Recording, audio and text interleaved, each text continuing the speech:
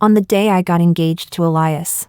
His childhood sweetheart caused a scene at our engagement party. She went so far as to slit her wrists. The engagement ceremony was ruined, and I was exhausted. Chapter 1. Outside the emergency room, everyone was in a panic, including Elias. Only my expression remained cold, indifferent, tired. She's out, she's out. The light above the emergency room went out. The door opened, and a doctor in a white coat walked out. She's fine. We managed to save her. Everyone sighed in relief, even I did.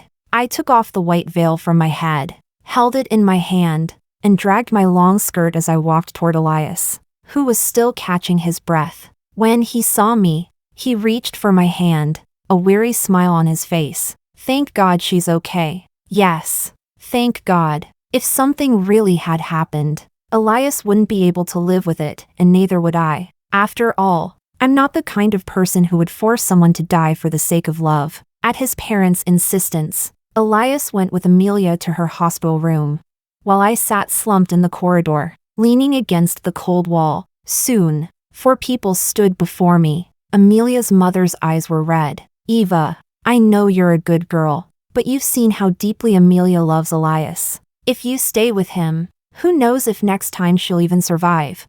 Amelia's father glared at me with open hostility. Amelia and Elias grew up together. We always thought they'd end up together. Elias chose you only because he's young and impulsive. Once he matures, he'll go back to Amelia. Elias's mother looked at me with pleading eyes. I know this isn't fair to you, but can't you please let Elias and Amelia be together?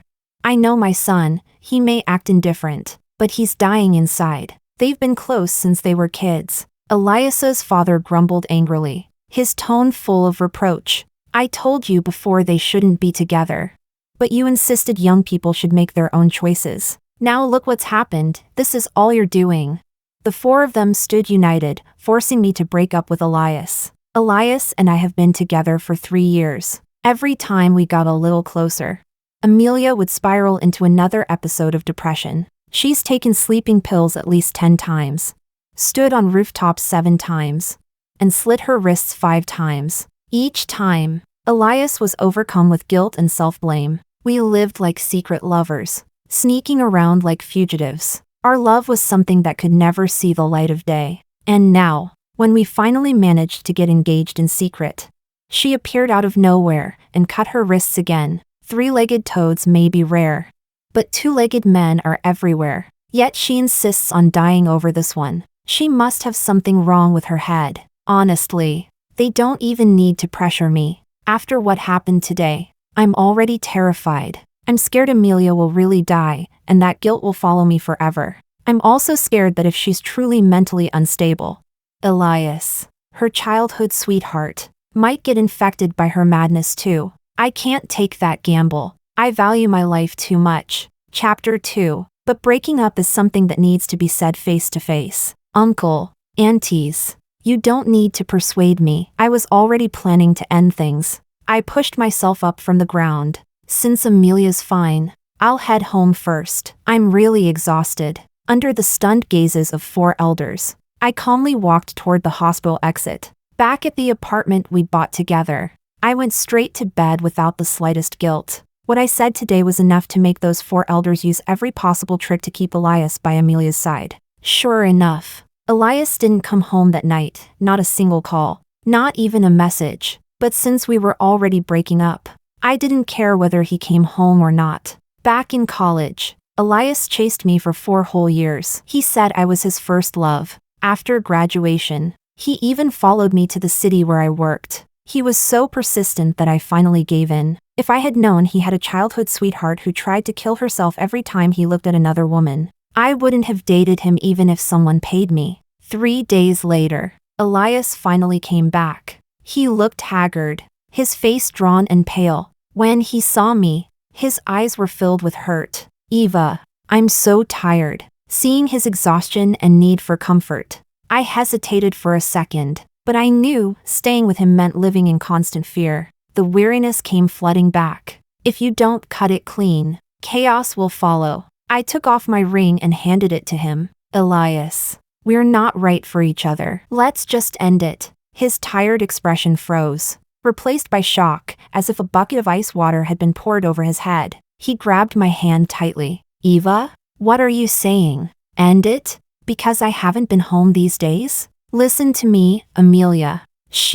I yanked my hand back, almost dropping the ring. Stop. Don't mention Amelia. Every time you say her name, I feel physically sick, and seeing you makes it worse. I brushed past him and went to the walk-in closet, pulling out the biggest suitcase I had. This has nothing to do with your precious childhood sweetheart. I just think being with you shortens my life expectancy. He blocked the doorway, his tall frame full of tension, his eyes red. Shortens your life? Eva, we've been together 7 years, 4 in college, 3 after, and just because I took care of Amelia, you want to erase everything? Don't you know how much I love you?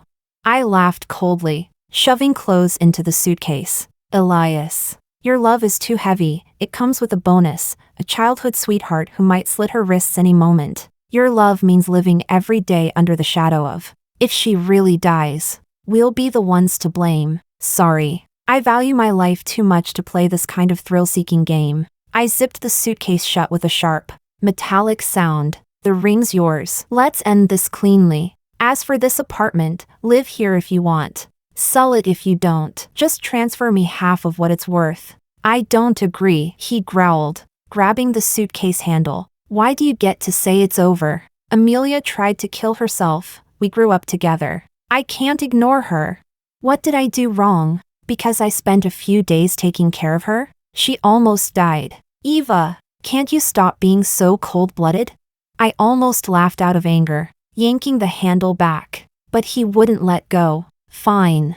I'm cold-blooded, Elias. Let me tell you something, I've had enough. I've had enough of your self-destructive sweetheart to protect her fragile feelings. I've turned into the mistress who has to hide in the dark. I've had enough of you rushing to her side every time she flinches, leaving me behind like I don't exist. I've had enough of both your families looking at me like I'm the homewrecker who forced myself into your lives. And I've really had enough of living in fear. Terrified that one day I'll open my phone and see the headline Amelia's suicide attempt succeeds.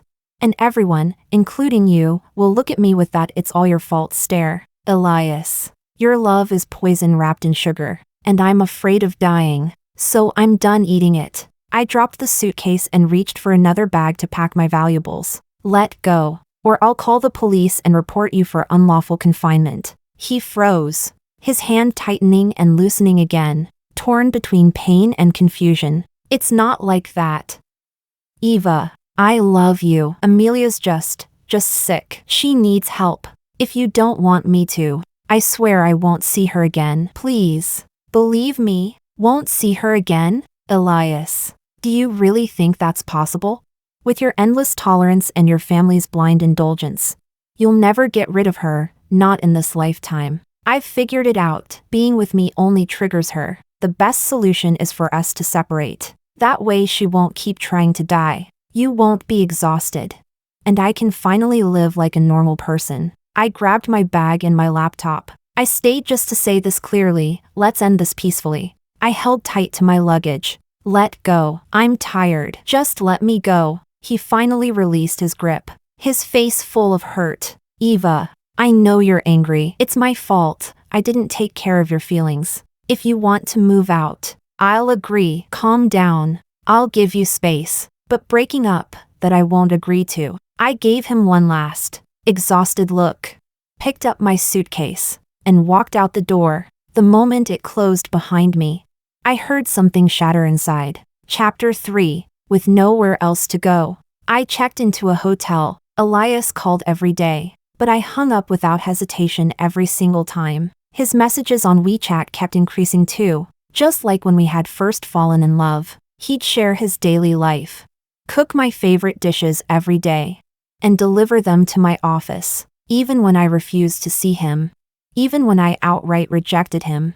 He kept showing up, relentless as ever. He stubbornly believed that we hadn't broken up. My coworkers started to persuade me. Come on, every couple fights. Don't be so hard on him. A man like that doesn't come twice in a lifetime. When he once again bought afternoon tea for everyone in the office, I finally pulled him into a quiet corner. Elias, I said, My tone calm but firm. We've broken up. Please stop doing this, okay? You're making things really hard for me. Elias suddenly pulled me into his arms, his voice trembling. Eva, I don't agree to breaking up. Let's not separate, please? Tell me what I did wrong. I'll change. As long as you don't leave me, I'll change everything. Eva, we love each other so much. Please don't give up on me so easily. For a brief second, I almost gave in. The warmth of his embrace felt achingly familiar, but I quickly pushed him away, wiping my face. Elias, I made myself very clear that day. Your love can't fix Amelia's problems. And it can't erase the constant fear she brings, that she might kill herself at any moment. I'm exhausted. Elias, I don't want to live like this, always on edge. Before I could finish, his phone rang with that piercing ringtone, the one he had set just for Amelia. I looked at the caller ID and gave a faint, cold smile. Go ahead and answer it. You don't want to regret it later. If something happens to her. Elias looked at me, torn and conflicted, but eventually picked up the call. Amelia, I told you. Stop calling me. Don't. A woman's panicked voice cut in. This is Amelia's mother. Come to the hospital, please. Amelia woke up and didn't see you. She's cut her wrists again. I'm begging you. Please come see her. She grew up with you. Elias, please. I'm begging you. Her voice cracked into sobs. As expected. Elias froze, then panicked. Eva, wait for me a second. Amelia, her mom called. She's in bad shape again. I'll be right back. I watched his figure rush away, and I laughed, a sharp, bitter laugh. See? It's always like this. There's always something, someone, more important, more urgent than me. There's always an Amelia, ready to hurt herself just to pull him back. Even now, when he was begging me to take him back, she could make him drop everything and run. I was so tired, more tired than I'd ever been in my life. For the first time, I wanted to leave the city, to run far, far away. To hell with these people and this suffocating drama. But as my finger swiped across my phone, I saw the work group chat filled with messages about the progress of our big project. And just like that, the impulse died. To throw away years of hard work for a man? Not worth it. Chapter 4. Elias disappeared again, 2 whole days without a word. 2 days later, Amelia showed up in front of me. She looked pitiful, eyes red and wet, and began to beg. Eva, please give Elias back to me, okay? I can't live without him. Last time when I slit my wrists, I really didn't want to live anymore. I just wanted to bless you both. But Elias doesn't want me to die. He still cares about me, protects me, he still loves me. So please, I'm begging you, give him back to me. I'll do anything you want if you just give him back. Eva, I want to live, please. Save my life and give Elias back to me. She clutched my arm, her fingers ice cold and trembling uncontrollably, the touch of someone on the edge of madness. A wave of disgust surged straight to my head. For 3 years, she had used her own life as a weapon to threaten me. Even after I broke up with Elias, she was still haunting me. I yanked my arm free and stepped back, widening the distance. Amelia, listen carefully. Elias and I are over. Completely. If you have the ability, go make him marry you, but leave me alone. And another thing, your life is yours.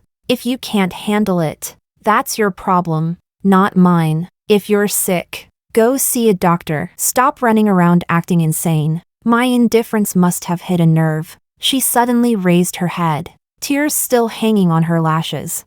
But her eyes gleamed with wild, manic fury. You're lying. You're still with him, aren't you? You're seducing him again. That's why he keeps looking for you.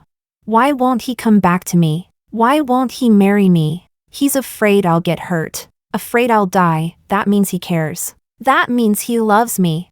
It's you. You're the one keeping him from me, aren't you? You won't let him marry me. You witch. She took a step forward, her voice shrill and distorted. Get out. Leave this city. Stop clinging to Elias. If you leave, he'll marry me, he'll come back to me. Just go. Get out.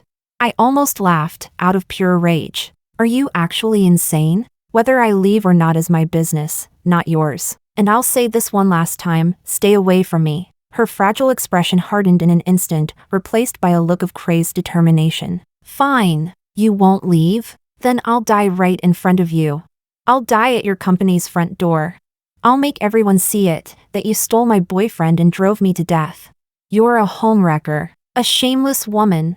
And with that, she began shouting loudly, everyone look, this woman's name is Eva, she stole my boyfriend. She's a mistress, a disgusting woman.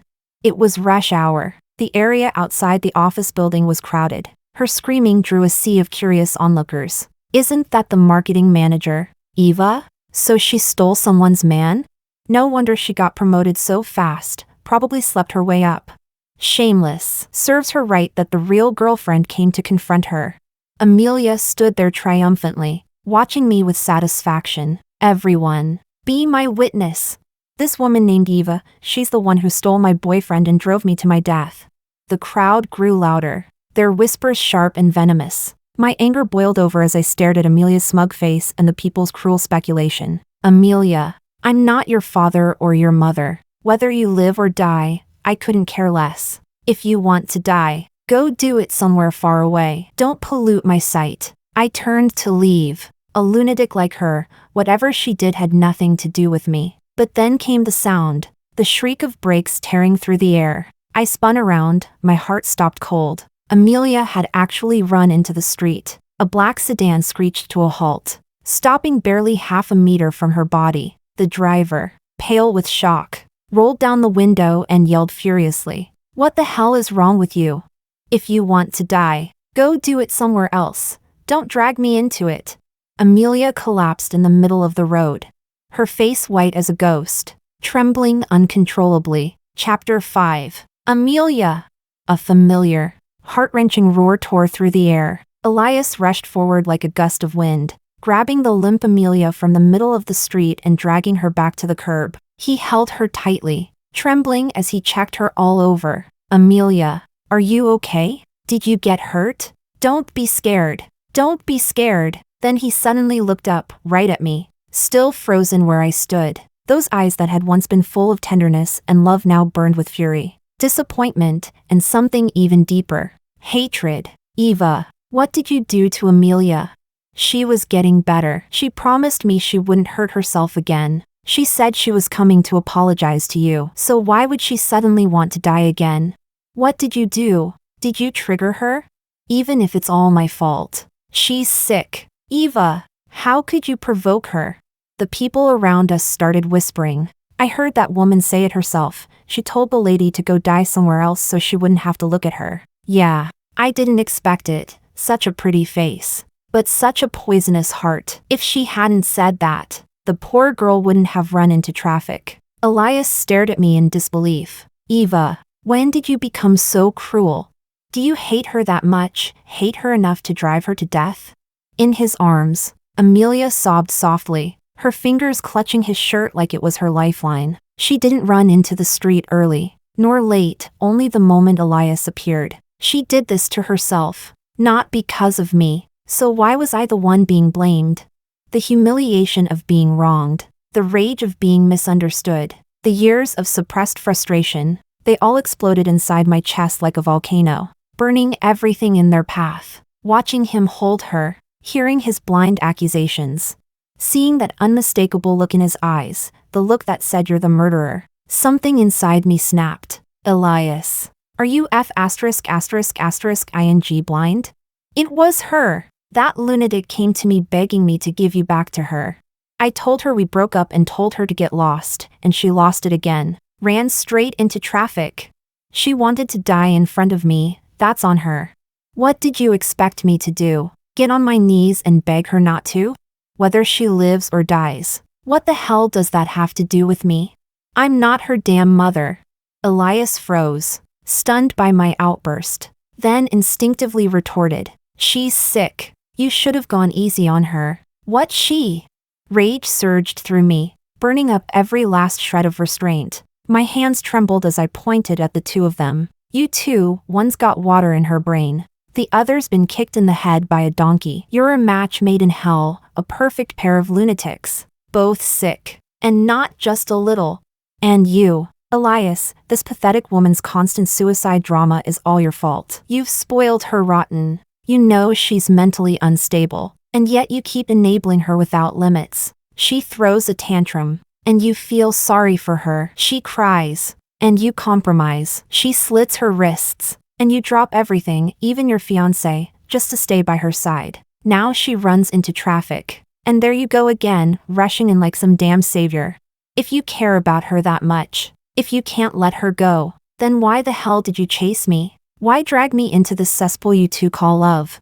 I suddenly swung my finger toward Amelia, who shrank back into Elias's arms in fright. And you, Amelia, other than using your pathetic life as a weapon, what else are you capable of?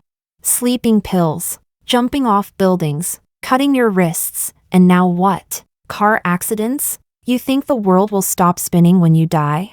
Let me tell you something, if you die, it won't mean a damn thing. If you want to die, do it far away, somewhere quiet, where no one has to see your pathetic act. Stop disgusting me already. The two of you are perfect for each other, a match made in hell. You should lock yourselves up, swallow the key, and stay that way forever. May you destroy each other for life. Just stop contaminating my air. After shouting all that, I felt the suffocating weight in my chest finally release. But what followed was a deeper exhaustion, a bone-deep, icy emptiness. The crowd fell silent. Only Amelia's muffled sobs and Elias's heavy breathing broke the stillness. Elias's face had turned ashen. His arms around Amelia were stiff as stone. He seemed to want to speak, his lips moved, but no sound came. Finally, he just looked at me, a look so complex and foreign it chilled me. Shock, embarrassment, and perhaps a flash of shame. The kind that comes when the truth cuts too close. Amelia, still in his arms, glared at me through tears. Her expression twisted, half fear, half hatred. Then Elias's voice came, hoarse but sharp as a blade. Apologize. Eva, you know Amelia is sick, and you still provoked her. You owe her an apology, even if you're my fiancé. That doesn't mean you can go too far. I let out a short, bitter laugh. Your fiancé? Do I need to remind you that our engagement ceremony never even finished because of the woman in your arms slitting her wrists? We're already done, Elias. And you're still calling me your fiancé? Are you out of your mind? You want me to apologize to this manipulative psycho who uses her life as leverage? You're the one who needs therapy. I took a deep breath, casting one last look at the pair clinging to each other. Two tragic lovers who acted like the whole world was against them. I felt nothing but disgust. Remember what I said, lock yourselves up and stop bothering me. Just the sight of you makes me sick. I turned on my heel, pushing through the crowd. My back straight, my steps steady. I didn't look back once. Behind me, Elias's voice roared, full of barely restrained fury. Eva, stop. I told you, I don't agree to break up. You're still my fiancé. I ignored him completely. There was only one thought echoing in my mind. Go, leave, get out of this damned place. Maybe the heavens finally took pity on me, because a few days later, the company's upper management called me in. They said, due to business expansion, they needed someone to take charge of the newly established southern branch. For at least a year, it was a rare opportunity, a challenge, too. I didn't hesitate for a second. All right, I said, I'll go. Chapter 6. The plane pierced through the clouds, leaving behind that suffocating city and every memory that came with it. Watching the rolling sea of clouds outside the window, I finally felt something I hadn't felt in years, relief. Raw and weightless, like surviving a disaster. The air in the south was humid and warm, carrying the faint scent of flowers I didn't recognize. Work was overwhelming, endless tasks, meetings, and reports, but that chaos became the best kind of anesthetic. I told myself that distance and time could bury all the absurdity that had once chained me to that northern city. I changed my phone number, blocked Elias on WeChat, and cut off every last thread connecting me to the past. For a while, I believed I was finally free, until one night, after a long overtime shift, I got home to my small rented apartment, collapsed on the couch, and absent-mindedly scrolled through social media. A notification from a mutual friend, someone I'd almost forgotten, flooded my feed with livestream links. A chill crawled up my spine the moment I read the headline. Heir of a wealthy family attempts suicide after heartbreak, begging his ex to take him back. It felt like an invisible hand clamped around my heart, crushing it. Cold dread and sheer disbelief surged to my head all at once. My fingers trembled as I tapped the link. The live footage was shaky, the wind howled through the mic. I recognized the place instantly, the rooftop of Elias's family's corporate building. He was standing barefoot on the narrow edge of the rooftop, his white shirt whipping against his thin, fragile frame. Beneath him, flashing police lights, fire department safety cushions, and a sea of onlookers. The live chat comments were exploding. Oh my god, he's really going to jump? That woman Eva must have a heart of stone. All this for a woman? But wow, he's so devoted, she's ruthless to drive him this far. Who's Eva? How can someone be so cold-blooded? He's about to die. At Eva, if you're watching this, please say something. Saving a life is worth more than pride. Yeah, just talk to him first. Once he calms down you can explain. Do you want his death on your conscience?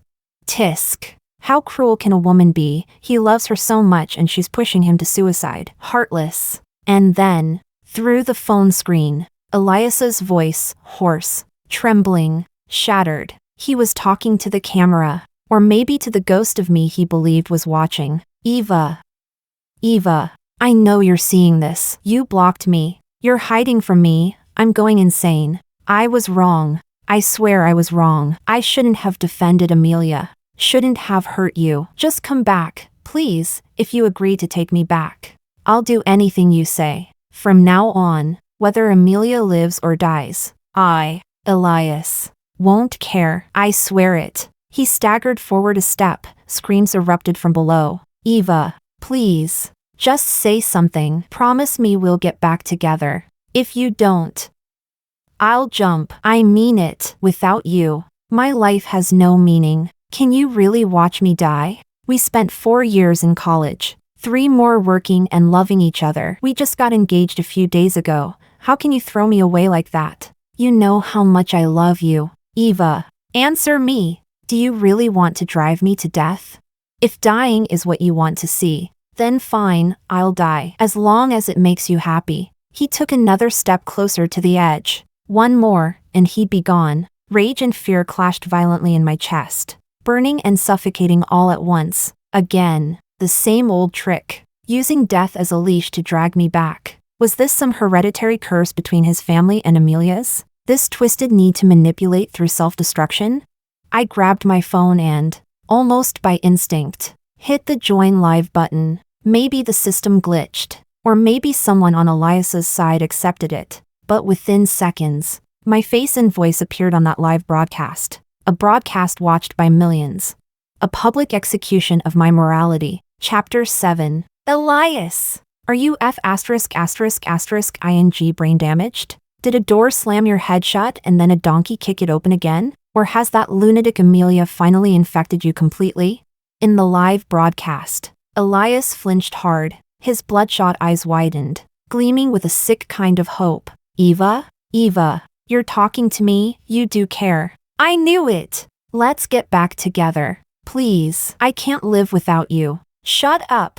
I roared, my voice shaking with fury. Go on. Jump. If you've got the guts. Do it right now. If I even frown when you splatter, I'll take your damn surname. My chest was heaving violently. Months of buried rage, the constant torment, Amelia's endless suicide threats, the suffocating guilt and moral blackmail, all of it erupted at once, volcanic and unstoppable. I was done being held hostage. You think your death would make me blame myself? Feel guilty? Be moved by your so-called love until I cry and regret everything forever? Pa, keep dreaming, you delusional idiot. You're nothing but a pathetic, spineless coward. A useless fool who thinks waving death around like a trophy will make me crawl back to you. You're emotionally blackmailing me, and the entire public, just to force me into pitying you? You disgust me. Even your ancestors must be flipping in their coffins at the sheer shame of having spawned something as cheap as this. You and that wrist-slashing, car-crashing lunatic Amelia, you're a perfect pair. Truly one-of-a-kind freaks. A match made in hell. Two walking disasters who weaponize death for sympathy and call it love. You deserve each other. Lock yourselves up together. And I'll throw the key straight into a volcano so it melts. Go to hell, both of you, and torment each other until the universe ends. Just stop polluting this world with your pathetic drama. My voice echoed through the live stream, every syllable burning with fury and finality. The chat exploded instantly. Holy crap! Is this woman insane? She's cursing out a guy about to jump? She's cold as ice. How can she say that? Okay, sure. What he did was emotional blackmail, but damn, this woman's mouth is vicious. Isn't she afraid she'll push him over the edge? She'll regret it forever if he really jumps. That's it. She pushed him too far. He's definitely going to jump now. She's heartless. How can she be so cold? No compassion at all? If a man loved me like that, I'd have said yes ages ago. Honestly, they're both insane. Lock them up together and throw away the key. The comments scrolled endlessly across the live chat. Elias's faint spark of hope froze on his face. His eyes turned hollow, blank, lifeless, as if his soul had been pulled right out of him. Eva, you really hate me that much? He murmured weakly, his body inching another half step toward the abyss. Yes, I said flatly, my gaze cold as steel. I hate you. I hate people like you, lunatics who use their own lives as weapons. If you're going to jump, then stop stalling like a coward. Just jump. Get it over with. Do us all a favor, and thank your entire family for me while you're at it. That last sentence came out like fire through clenched teeth. I couldn't bear to look at his face anymore, that pathetic expression full of blame. That silent accusation of you made me do this. I ended the call, hung up on the live broadcast, closed the door on that suffocating arena of moral judgment. The screen went black. Only my ragged breathing and the thunder of my heartbeat filled the tiny apartment. My palms were slick with cold sweat. I couldn't stop shaking. I stumbled into the bathroom and splashed ice-cold water on my face again and again, trying to wash away the bone-deep chill, the fury, the fear. The next morning, a headline flashed across my phone. Tragedy averted. Heir attempts suicide over love, dramatic fire rescue. No fatal injuries. The 4 words "no fatal injuries" felt like a lifeline. My knees nearly gave out. He survived. Thank God, he didn't die. Because no matter how much I hated him, if he really had, that shadow, that what if, would haunt me forever. Of course, I muttered bitterly at my reflection. Of course it's the childhood sweetheart, both of them completely ******ing insane. The laugh that escaped my lips was colder than tears. That day, I cut off every possible way he could reach me. I blocked every number, filtered emails with his name as a keyword. I even started thinking about moving to a new place altogether. Maybe if I disappeared completely, this madness would finally end. Chapter 8.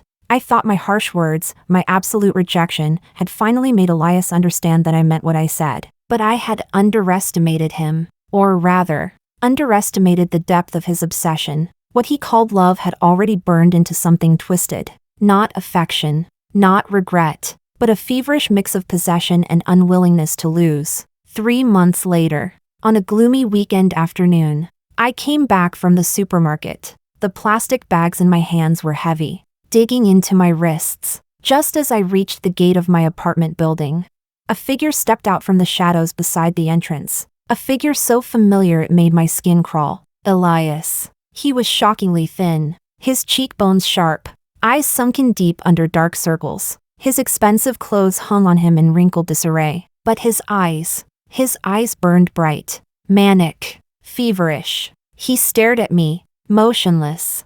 And in that gaze swirled a madness, an obsession teetering between despair and delusion. Eva.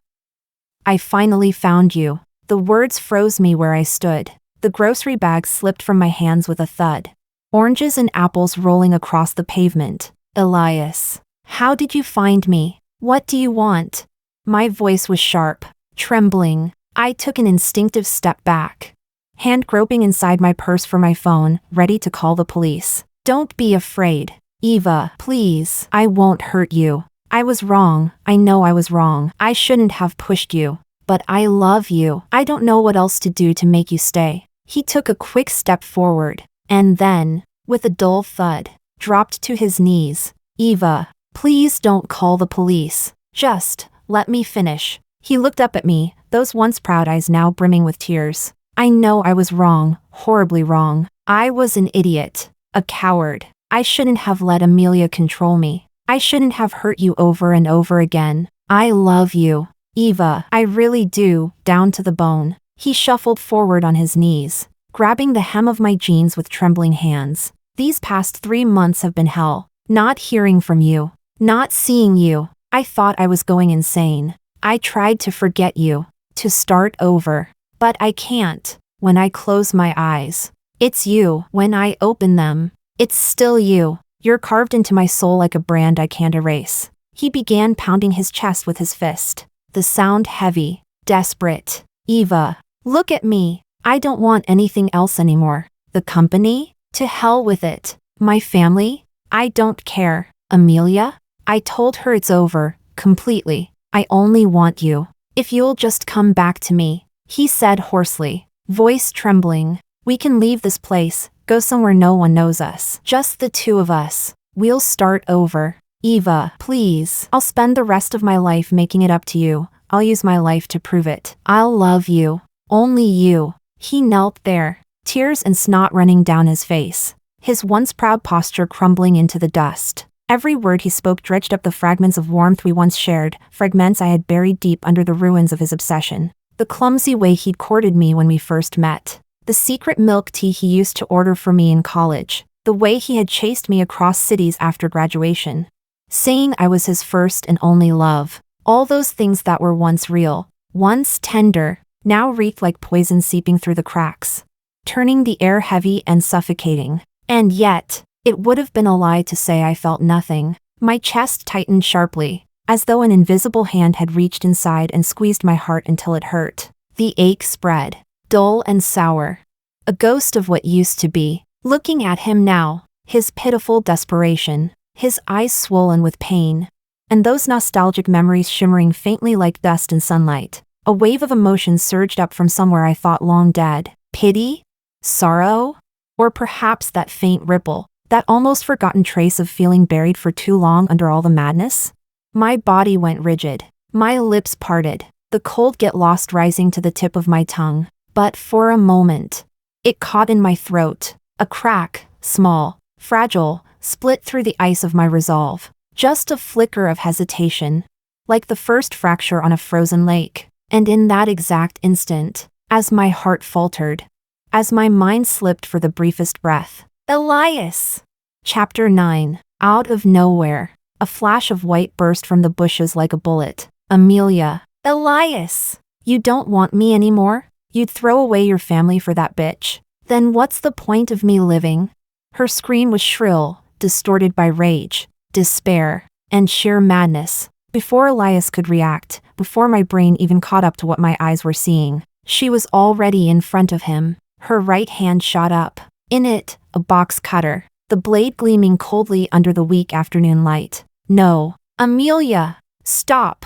Elias shouted, panic tearing through his voice as he tried to stand. Too late. SSSK. Amelia slashed down with brutal precision, the blade carving deep into the pale flesh of her wrist. It wasn't a cut, it was a gash. Blood didn't flow out. It sprayed, bright red, shockingly vivid, splattering across her white dress, dripping in rhythmic beats onto the gray pavement. The world seemed to freeze. Elias's face, twisted in horror, his mouth open in a silent scream, turned to stone. His eyes bulged as if they would burst from their sockets. He stared at the fountain of blood pulsing from Amelia's wrist like his entire universe had just collapsed. But Amelia didn't even flinch. She shook her arm, scattering drops of blood everywhere. Her face was pale but eerily serene, twisted into a grotesque smile of triumph. Her voice trembled, faint with shock and blood loss. Elias, see? She doesn't love you. She hesitated. She despises you. Only me, only I am willing to bleed for you, to die for you. My blood, my life, they're yours. Her body swayed, color draining from her face. Yet her eyes, wild and bright, locked greedily on Elias. Eyes that wanted to drag him down into hell with her. Aya! Elias's scream shattered the frozen air. It wasn't just horror, it was the howl of a man finally breaking. He sprang up like a cornered animal gone berserk. Not toward me, but toward her. His hands tore through his own hair, yanking it in violent handfuls. Amelia, what the fuck do you want from me? Are you insane? Do you want to kill me? Is that it? Is that what you want? He lunged forward, grabbing her bleeding wrist, pressing hard on the wound to stop the blood. Please, I'm begging you. Amelia, just stop. Let me go. Please let me go. What will it take for you to stop? Do you want me to die in front of you? Huh? Is that what you want? Amelia whimpered in pain but still leaned toward him, her voice faint and delirious. I just want to be with you.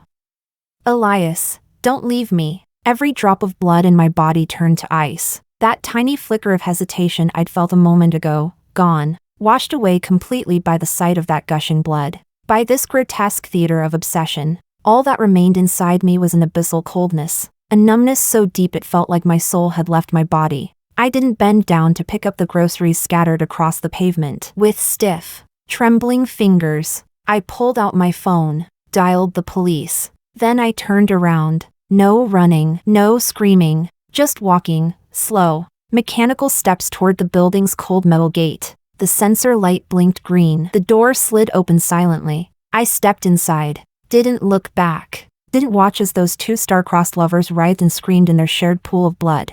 Behind me, the heavy gate slid shut, sealing off the stench of blood, the shrill screams, and everything else that still belonged to that madness. I drew a deep breath, but instead of air, it felt like I was swallowing shards of glass. My body trembled uncontrollably, not just from fear, from exhaustion, the kind that empties you out from the inside. The kind that comes from staring straight into the face of human insanity and realizing how bottomless it truly is. Chapter 10. The police and ambulance came. They took Amelia and a shattered Elias away. The property manager, pale and trembling, came to ask what had happened. I brushed him off with a few words. Just an unstable stranger causing trouble. And like that, the world seemed to slide back into order. Calm, deceptive, temporary. But I knew this peace was only a pause, a surface that could shatter at any time. If Elias found me once, he could find me again. And Amelia, the wound on her wrist, that deep gash where bone had gleamed white, it would become another shackle around Elias's neck. And a new weapon for her madness. They were two vines tangled around each other, poisonous and unbreakable, choking everything in their path. And I was just the unfortunate one caught in their thorns. True fear doesn't come from the flash of a blade, or the sight of blood spurting in the air. It comes from the knowing that you've been marked by someone who will never stop.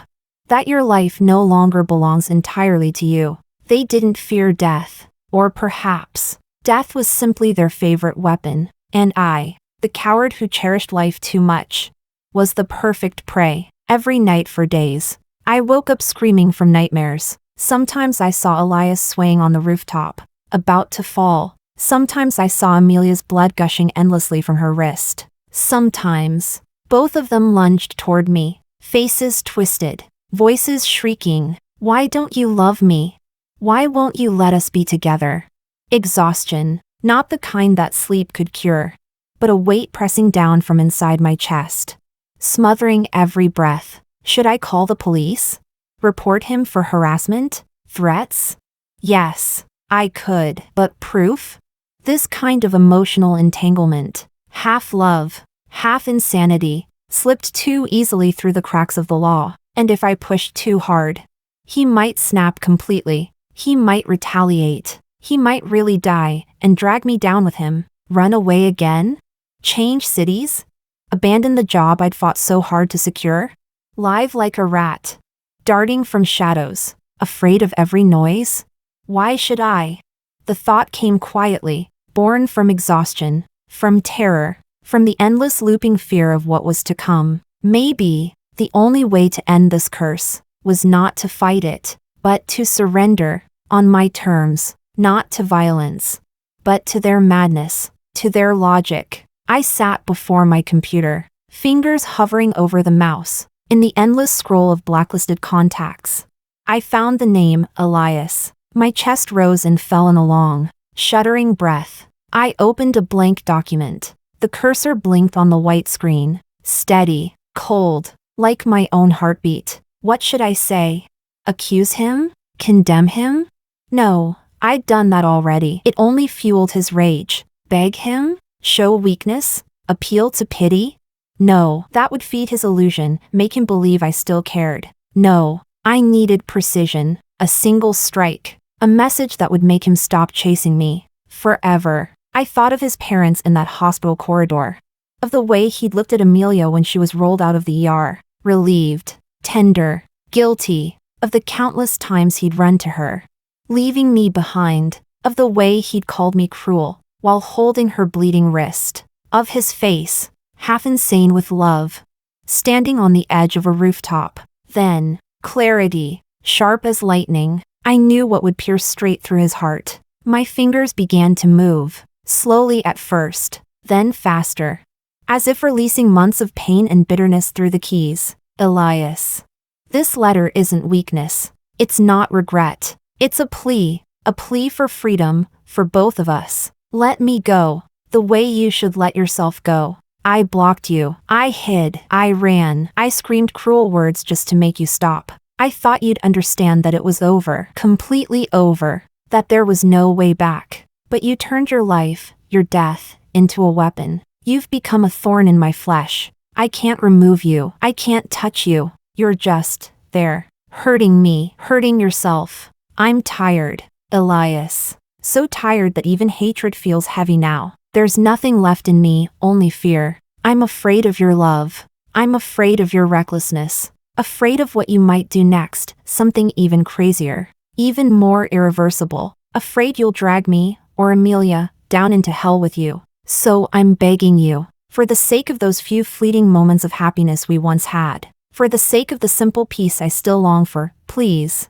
let me go. Stop searching for me. Stop threatening me. Stop calling your obsession love. Because now, in my eyes, you've become exactly what Amelia was to you. You once begged her to let you go. Now I'm begging you the same. Let me go. I'm not your salvation. I'm not your lifeline. I'm just an ordinary person, forced to the edge of a cliff by you, and by that same mad girl you could never cut loose. For the sake of the life we both claim to cherish, let me go. From now on, may the mountains be high, the rivers long, and may we find our own separate peace. Eva. When I typed the last word, my fingers fell limp on the keyboard. No anger, no grief, just the hollow, desolate quiet that comes after a storm. The sent notification blinked. I blocked his number again immediately. Then, silence. No reply full of hysteria. No calls from strange numbers. No shadow standing under my window. 1 day, 2 days, 3, a week. The southern city had entered its rainy season. Endless drizzle tapping on glass. The air thick with humidity and faint mold. Work, home, meals, sleep. Life flattened into a calm so absolute.